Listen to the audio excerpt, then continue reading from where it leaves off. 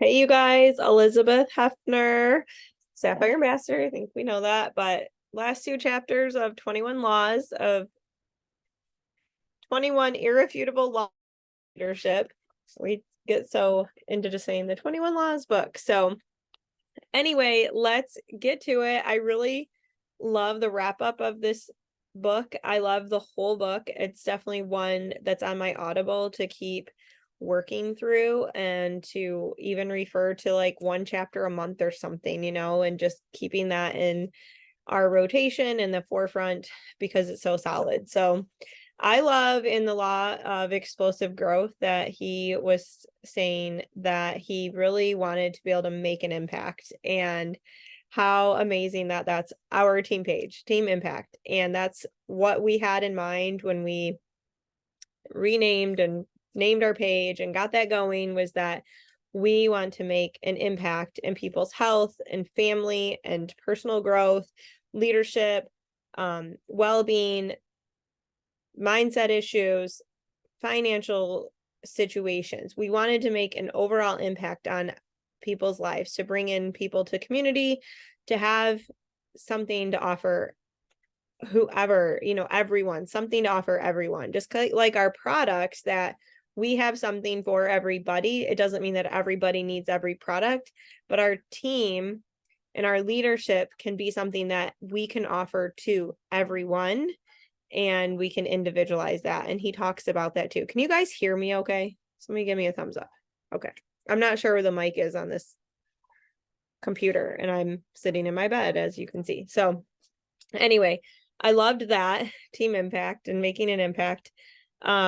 And he just really talks again about personal growth being foundational. So reading the books, looking into the law of process again, and developing ourselves so that when we develop ourselves, we can then develop leaders. And definitely this is something though that you don't need to go, well, I need to work on so many things. You guys, I need to work on so many things. We all need to work on things in our lives, but it doesn't mean that we can't also grow as a leader. And I think too, like honing in on things that we can develop in ourselves and help develop in our leaders that we are developing, and saying, hey, like, I see that you are super passionate. I see that you have so much to offer. I see that you really have a strong sense of right and wrong. Like, let's get some personal growth under your belt so that those things can be communicated in a positive way and not from a place of frustration. Because that was me. I'm passionate. I'm energetic. I have a strong sense of right and wrong. And in other situations and settings, it was like, well, you're just so passionate. Well, no, I have a righteous sense of like, this is not okay.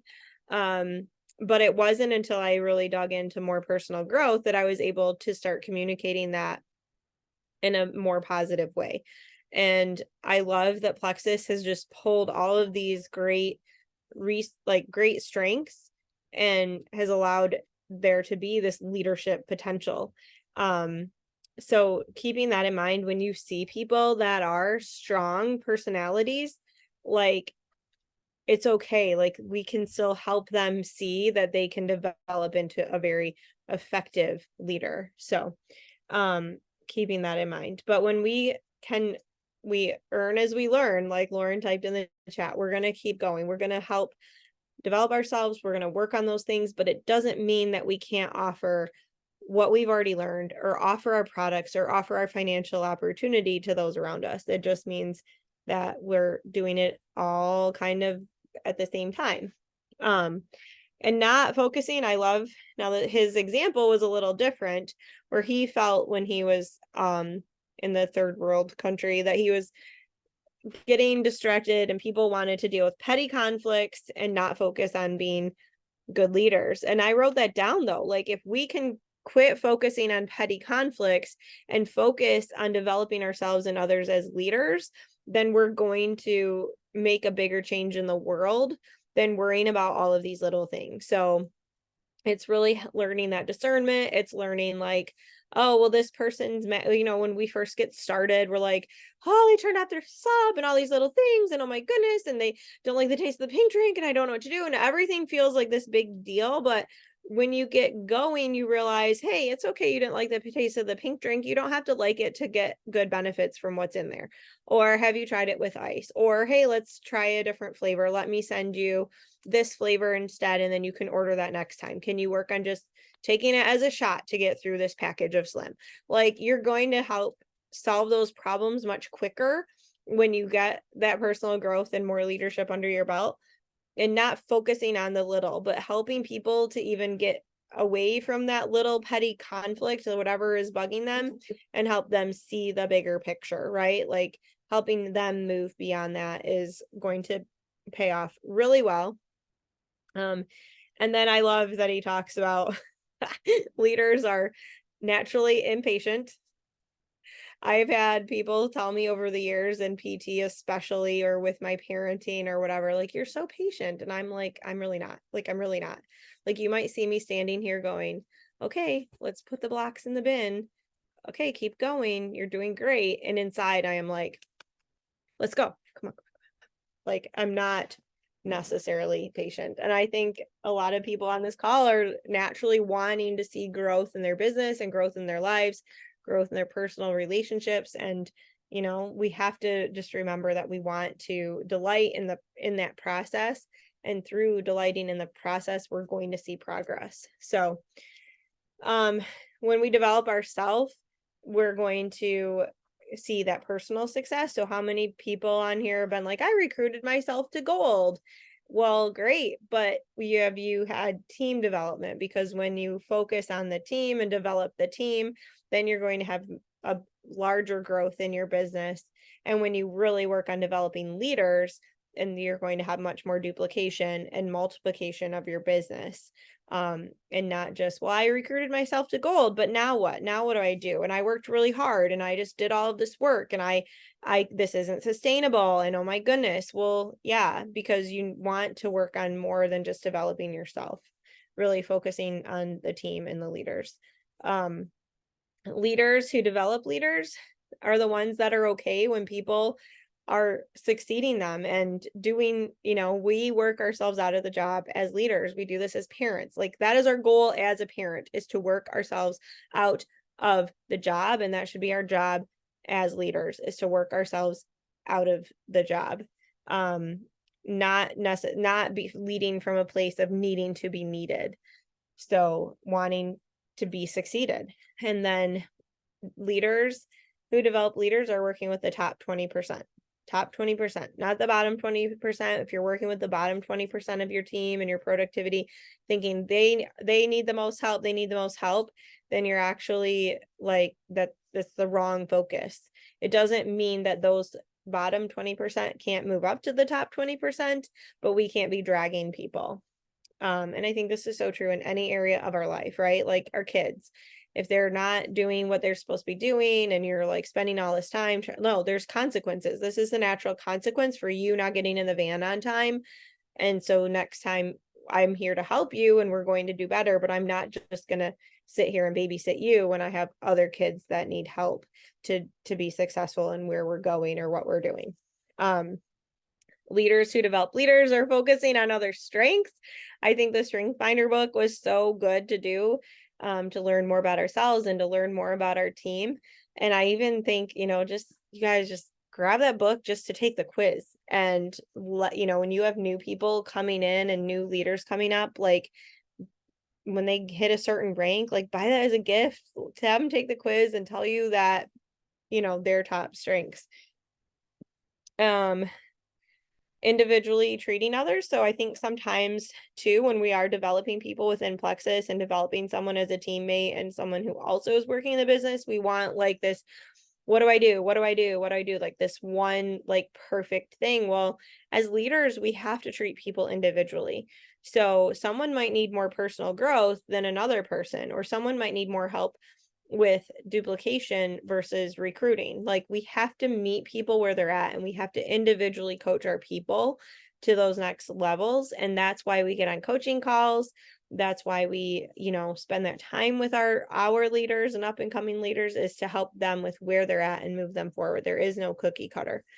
Investing time in others. So I loved this, investing time in others versus spending time with others.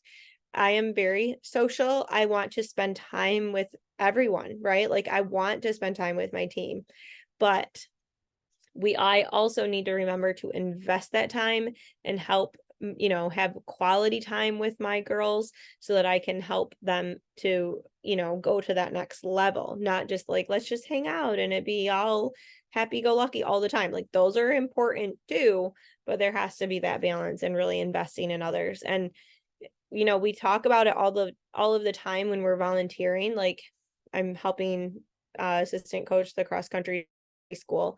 And so I'm investing in those kids. I am investing my time. I'm investing in them.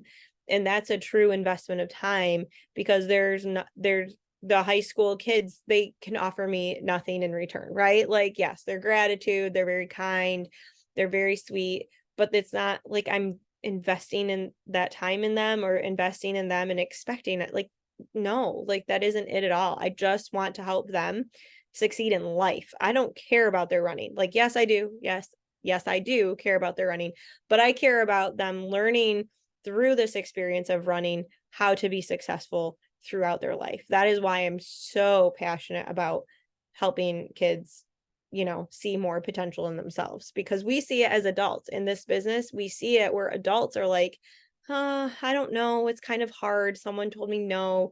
Nobody commented on my post. Like, no, like it doesn't matter. That was one incident. That was two. It doesn't matter. If you want to do this, you can, right?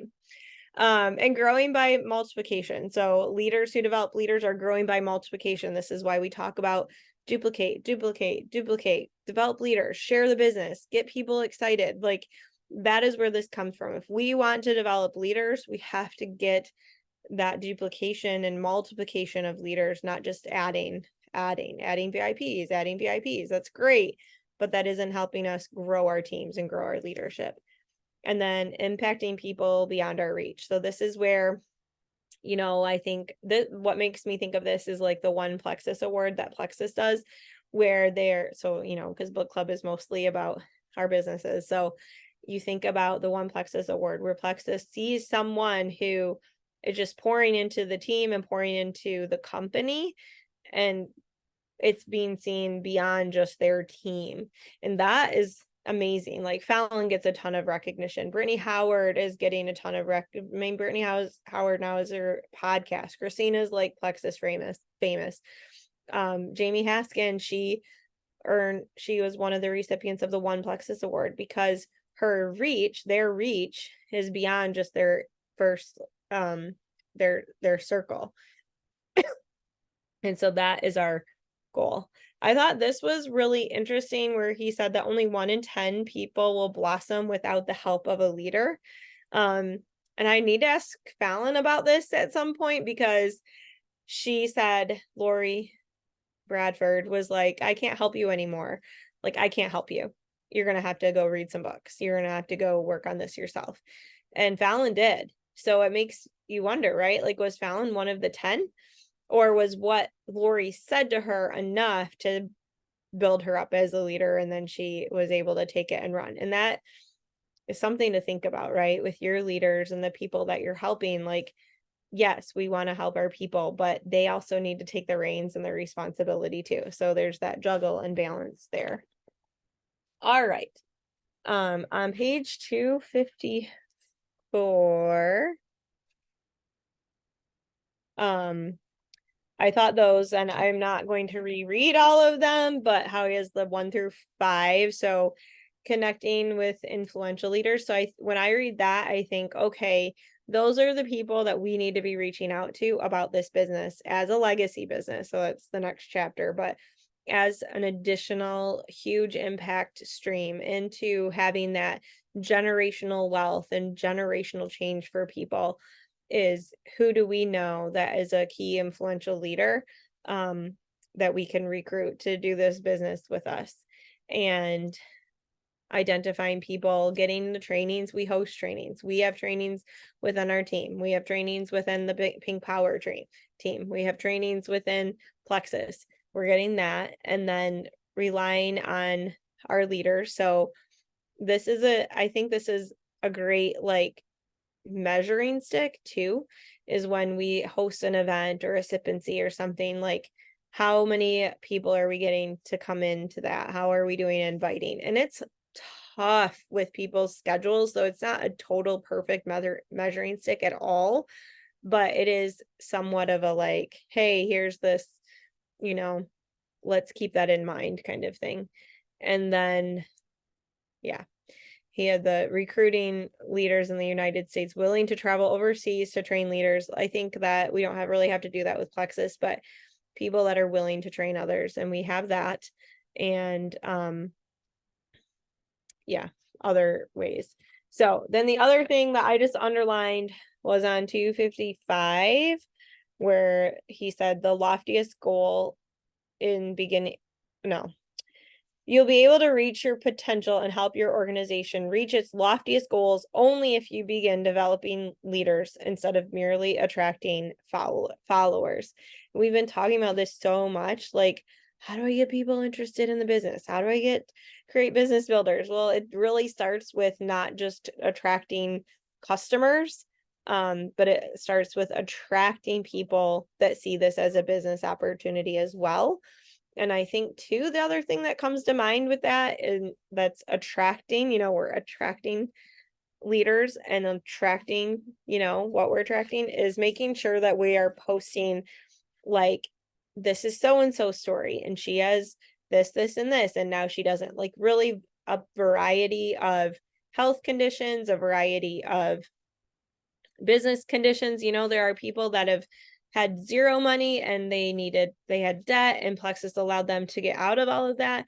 And then there's people in Plexus like Celeste Gwen, who never had a financial concern ever, and she still is working, right? She has no financial need to work, you guys. There is no financial need for Celeste to be working, and yet she still is working because she finds so much value in creating leaders and changing lives and working. So keep that in mind too, is that we really want to attract those leaders and not just followers. Okay. And then I loved the reflection questions on 256. So those are definitely good to make sure you're going back and getting through. And then Law of Legacy, chapter 21. Life is not a dress rehearsal, and we have to do it right the first time. So what I think of that is that how many times are we like, oh, I'll do that laundry tomorrow. Oh, I will send that hard message to that person that is kind of on my chicken list tomorrow. Oh, I will do that tomorrow. Like, we want to push off things, and we need to just suck it up, because tomorrow isn't promised either. And it could be something that someone is struggling with that we don't know. And every day that you wait for that dream teamer to message them, they could be signing up with some other company. So just do it, getting out of your comfort zone. But just, it really is like, I just sit and think about, okay, how are we spending our time? How are we spending our time as a family? Is this the best use of our time? What can we do to make sure that our life is not a dress rehearsal? Which also then floods into where he talks, it's in this chapter about how you also are like looking at what your grandchildren produce and what they're like. And I'm like, whoa, I'm in the throes of raising children. So to think, but when you think, okay, how I'm raising them is going to affect how my grandchildren are raised. And so that weight is even heavier, but not in a bad way. It's in a very like legacy driven way. Like, what legacy can we pass on? And when I look at my nephews, so out of my mom's grandchildren, right? My two nephews are great kids. They're really good. And my brother, he was a pain growing up. Like, he gave my parents so much grief. I was like the good child. So anyway, it's just like, okay, well, those boys are turning out okay. We parent similarly to what, my brother and sister-in-law, so it's okay. Like, we can do this. So it's empowering too, but it just really does make you think. And then I think, okay, in Plexus, what are my Plexus grandchildren doing? So how are my level 2s and 3s doing? Like, what's going on? What kind of businesses are they producing? And it makes me analyze and think like, okay, well, we got to raise the level ones correctly and in the right way so that that can be passed on. And so that is kind of a cool way to think about your business. Like, what are my level 2s and 3s? What are my grandchildren doing over there? Um, and I love too, like I kind of said this about myself, like just coming into becoming more of a leader. You know, my goal was I want to be a wife, a mom, a PT, and I mean, I knew I wanted to be a PT at like 15. I knew for a long time I wanted to be a wife and mom. I wanted to be a mom since I was little girl, right? But then it became like there's more that I can offer. And so coming into that has been a great exploration. And John Maxwell was like, okay, his focus was a pastor to a speaker to an author, and then he landed on leader. And so having some self-reflection there for yourselves could be really beneficial to see where you're at in terms of, you know, how is your focus changed? How is that come to being? And it's okay. It's okay to change and change your focus. But the common denominator, and I think we all have this with Plexus, is just adding value to others, adding value to others. And that we talk a lot about on our posts and our stories and in general. And I think this too. So with coaching comes a lot of kids with injuries, and I'm a PT. So here we go. I'm taping and doing manual techniques and telling kids which exercises to do and helping make sure they're icing the right things and make sure they're stretching properly. And as I'm doing this and adding value to these kids, it's helping the parents see that I care about their, you know, I'm giving my time, and parents and adults see that. And that's, you know, even if that doesn't mean that every parent signs up as a Plexus person with me, I just feel really good that I can have that opportunity to add value, right? To add value in real life, but then how can that translate to social media? So that's my next step. Like, how can I continue to add value on social media? What can I do to step that up? Because it's easy in person in some situations, but not always on social media. So how can we do that? And success doesn't count much if you don't leave anything behind. So really leaving that legacy, like we talked about, looking at our grandchildren and learning how to pass the baton. I think this is really important. And I remember, I think I was in college, maybe late high school, college, and I was at a family Christmas gathering or something. And the aunts, the moms used to always go wash the dishes after dinner. And I was like, it's okay, mom, you've done this for years. I'm going to go do the dishes. And I think my mom was like, I've arrived. I think she was like, awesome. Then you go through the stage where you have little kids and you're chasing little kids. And so you're off the hook again for a while. Now I get to send my kids. Okay, Ella, you get to go help. But I think the simple things like that, like how can we pass that baton on to these things in our lives, like the family reunions or the family gatherings, but how can we do that day to day? And how can we do that in our Plexus business? So as you're growing leaders, like, hey, can somebody do this thing? Like, I don't care, just get it done because I trust you and you're a good leader and you've been around for a while. And so we can hand those things over, but then in general, like in a bigger picture too, like making sure we're keeping that in mind in our life. But having a business that can be passed on too. And the final was that a life isn't significant except for its impact on other lives. And in the end, we will be judged according to the law of legacy. A leader's lasting value is measured by succession. By succession. May you and I live and lead according to that standard. So really, really good. That, you know, that needs to be a quote that we just keep on our mirror, and that should drive us to want to reach more people, reach out to more people, and be helping our leaders develop their leadership too. So anyway, that is what I had for you guys. Love to hear your thoughts.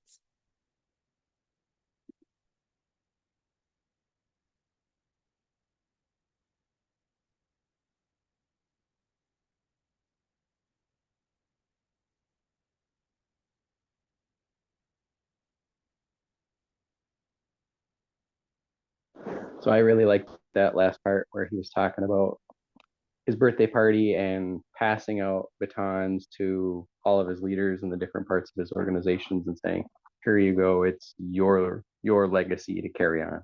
So that was really inspiring. I enjoyed that part.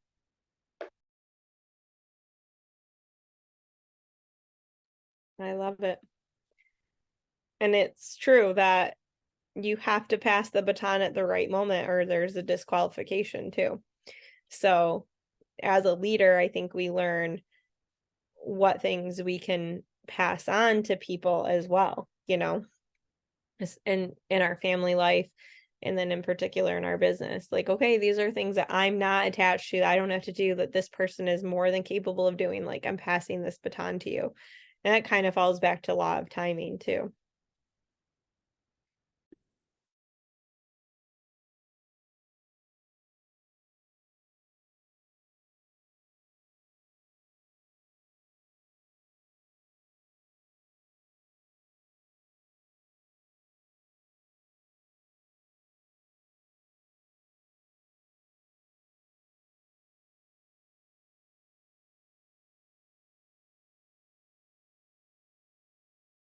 You guys are quiet tonight.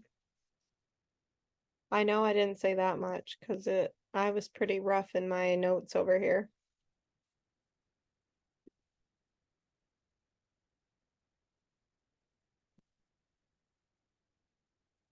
The other thing that I thought of when he talked about not getting caught up in petty arguments or whatever too, but just something that kind of came to mind with that whole discussion was that we want to lead people, but we don't want to be, I don't know. I'm speaking in particular to Plexus. I'm not going to overreach to other areas of our lives, but in particular with Plexus, if we have a teammate that's having a struggle, say a super personal struggle, something really horrible happening, not so horrible, just really struggling with life or a situation, like, we can encourage and we can help point them to books and resources, but we as a Plexus leader don't want to take on the role of being a counselor, because we want to make sure that they're getting the help that they need and that professional help that they need. And we don't ever want it to come back on us. Well, Elizabeth said, blah, blah, blah, blah, blah. Like, no. So having that separation from teammate, downline, I'm your, I'm going to help you. I am going to help you become a better leader, develop your Plexus team, develop these skills, and I will pray for you, and I'm here to talk anytime you need, but we have to just be careful how much we're counseling and giving advice and personal stuff, if that makes sense. So it just came to mind. It was just something I was kind of thinking of, where we just want to make sure that we are helping people, move beyond difficult situations, but not taking on that particular role.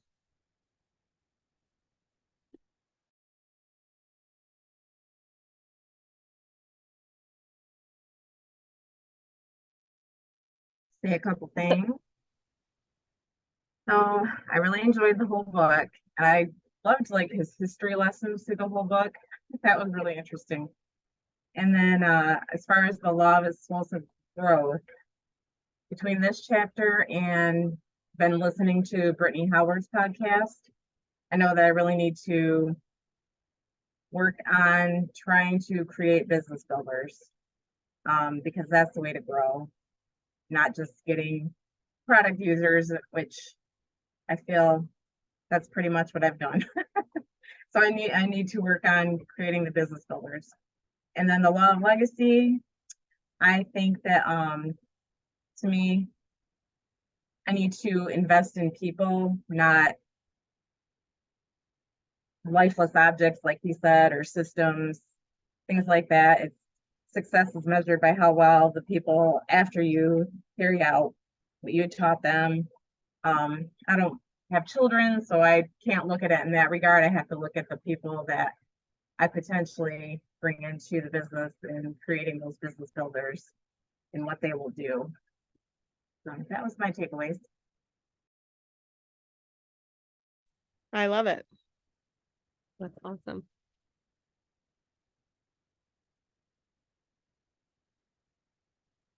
Very good reflection too, Yashana, like having that realization, like, okay, this is what I need to do, and those are my next action steps. It's huge.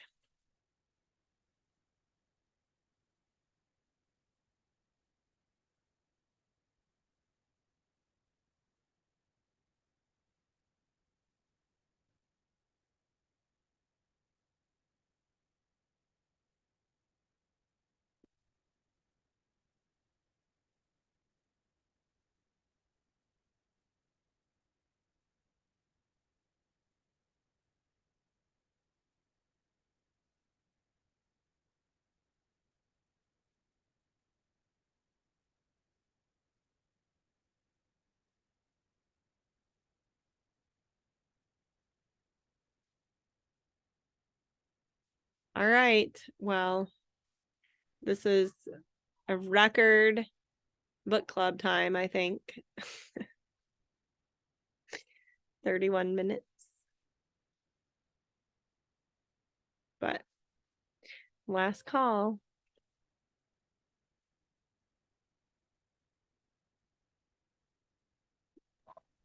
Okay, one last thought, just piggybacking on what you said about not getting in and being their counselor. I was kind of envisioning it a little bit more like be their wingman. You're not in their airplane. You're not the pilot. You're not the navigator. You're not telling them what to do, but you're their support system. Hey, I'm right on your six, or you're right on your side. I'm here for you. You know, we're going through this together.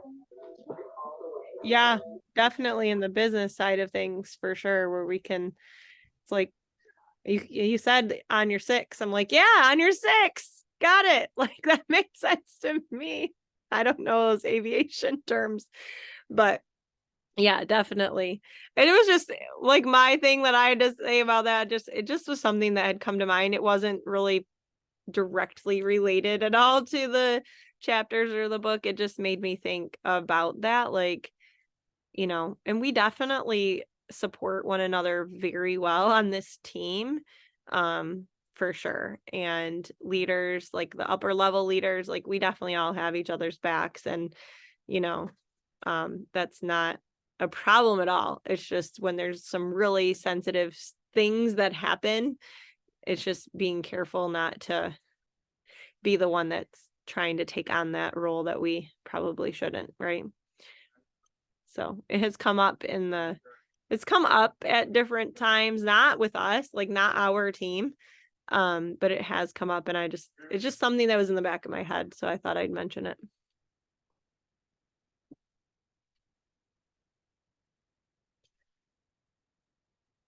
My Zoom mullet is failing right now because my leg is sticking out. My pajamas. I'm like, yeah, I gotta get out of these real clothes over here. All right.